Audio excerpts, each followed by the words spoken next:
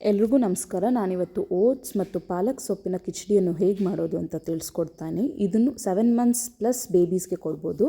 So ಮೊದಲನೇದಾಗಿ ಒಂದು ಚಿಕ್ಕ ಕುಕ್ಕರ್ನ ತೊಗೊಂಡು ಅದಕ್ಕೆ ಅರ್ಧ ಸ್ಪೂನಷ್ಟು ಎಣ್ಣೆ ಅಥವಾ ತುಪ್ಪನ ಸೇರಿಸಿ ಅದಕ್ಕೆ 1/4 ಸ್ಪೂನಷ್ಟು ಸಾಸಿವೆ, 1/4 ಸ್ಪೂನಷ್ಟು ಜೀರಿಗೆ, 1 ಸ್ಪೂನಷ್ಟು ಗ್ರೇಟೆಡ್ ಆನಿಯನ್,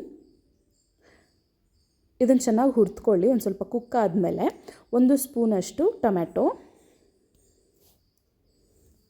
1 ಅಥವಾ 2 ನಿಮಿಷ ಚೆನ್ನಾಗಿ ಅದನ್ನು ಟೊಮ್ಯಾಟೊನ ಕುಕ್ ಮಾಡೋದಕ್ಕೆ ಬಿಡಿ.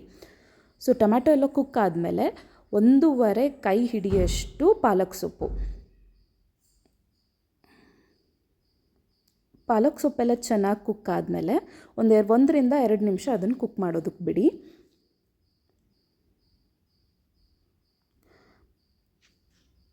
ಇದಕ್ಕೆ 1/4 ಚಮಚ ಅರಿಶಿಣ, ರುಚಿಗೆ ತಕ್ಕಷ್ಟು ಉಪ್ಪು 1 ವರ್ಷ ಮೇಲ್ಪಟ್ಟ ಮಗುಗೆ ಮಾತ್ರ ಯೂಸ್ ಮಾಡಿ. ಮತ್ತು ಒಂದು ಅರ್ಧ ಸ್ಪೂನಷ್ಟು ಬೇಬಿ ಮಸಾಲ ಪೌಡರ್ ಅಥವಾ ಬೇಬೀಸ್ಗೆ ನೀವು ಯಾವುದಾದ್ರೂ ಮಸಾಲ ಪೌಡರ್ ಅಂದರೆ ಈ ಜೀರಿಗೆ ಪೌಡರ್, ಧನಿಯಾ ಪೌಡರ್ ಏನಾದರೂ ಯೂಸ್ ಮಾಡ್ತಿದ್ರೆ ಅದನ್ನು ಅಥವಾ ಯಾವುದಾದ್ರೂ ಯೂಸ್ ಮಾಡ್ಕೋಬೋದು. ಸೊ ಈ ಮಸಾಲ ಪೌಡರೆಲ್ಲ ಹಾಕಾದ್ಮೇಲೆ 1 ರಿಂದ 2 ನಿಮಿಷ ಅದನ್ನು ಕುಕ್ ಮಾಡೋಕ್ಕೆ ಬಿಡಿ.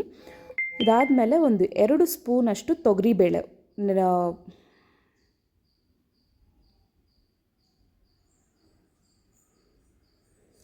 ತೊಗರಿಬೇಳೆ ಹಾಕಿದಾದಮೇಲೆ 100 ml ನೀರು ಹಾಕಿ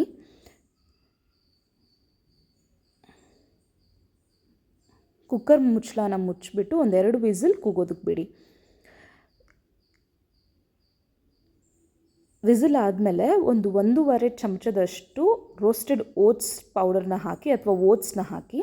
ಓಟ್ಸ್ ಪೌಡರ್ ಏನಕ್ಕೆ ಹೇಳಿದೆ ಅಂತಂದರೆ, ಇವಾಗ 7 to 8 ಮಂತ್ಸ್ ಬೇಬೀಸ್ಗೆ ಬೇಕಾದರೆ ನೀವು ಓಟ್ಸ್ ಪೌಡರ್ ಹಾಕಿ ಮನೇಲಿದ್ದರೆ, ಇಲ್ಲಾಂದರೆ ಓಟ್ಸ್ನ ರೋಸ್ಟ್ ಮಾಡಿ ಆ ಓಟ್ಸ್ನ ಸೇರಿಸಿ ಅದಾದಮೇಲೆ 50 ml ಅಷ್ಟು ವಾಟರ್ನ ಹಾಕಿ ಮತ್ತೆ ಇನ್ನೊಂದು 2 ವಿಸಿಲ್ ಕೂಗಿಸಿ.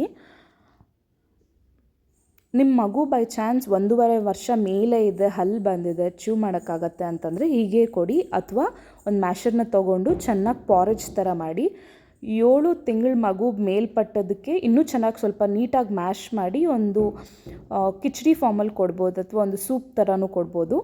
ಇಲ್ಲ ಅಂತಂದರೆ ಹಾಗೆ ಸರ್ವ್ ಮಾಡಿ. ಇನ್ನೂ ಈ ರೀತಿ ವೀಡಿಯೋಸ್ಗೆ ವರ್ಚುವಲ್ ಫ್ರೆಂಡ್ನ ಸಬ್ಸ್ಕ್ರೈಬ್ ಮಾಡಿ.